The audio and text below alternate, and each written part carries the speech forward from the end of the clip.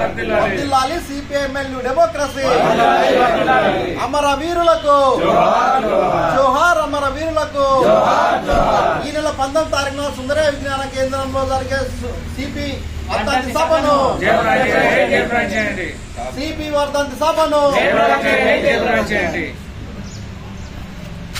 CPIML new democracy ఈ నెల 19వ తేదీన సుందరయ్య విజ్ఞాన కేంద్రం హైదరాబాద్లో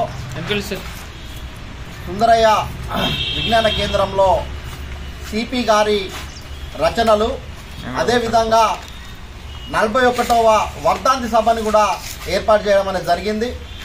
సిపి గారు గత 1947 అనంతరం తాను ఈ దేశంలో మార్క్సిజం, లెనినిజం, మావో ఆలోచన విధానమే సరైందని చెప్పి ఈ దేశంలో చైనా లాగా, రష్యా లాగా విప్లవాలు విజయవంతం కావాలని ఒక సాయుధ బలగాలను ఏర్పాటు చేసి దేశవ్యాప్తంగా సాయుధ పోరాటాన్ని నిర్మించి తాను ఇదే నెలలో అశువులు పాసడం అనేది జరిగింది.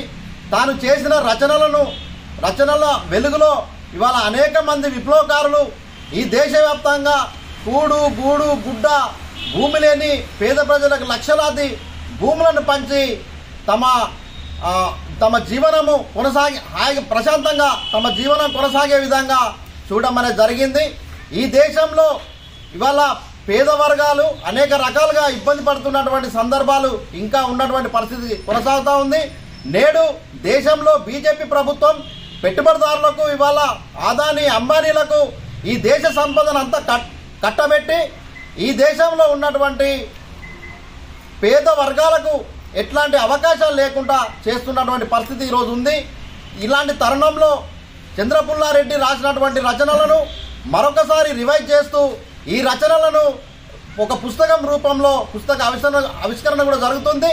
కనుక విప్లవకారులు, విప్లవ సానుభూతిపరులు, మేధావులంతా కూడా ఈ నెల 19వ తారీఖు రోజున హైదరాబాద్లోని సుందరయ్య విజ్ఞాన కేంద్రంలో జరిగేటటువంటి సిపి 41వ వర్ధంతి సభను విజయవంతం చేయాలని, ఆ సభలో పాల్గొనాలని చెప్పి ఈ సందర్భంగా కోరుతా ఉన్నాం.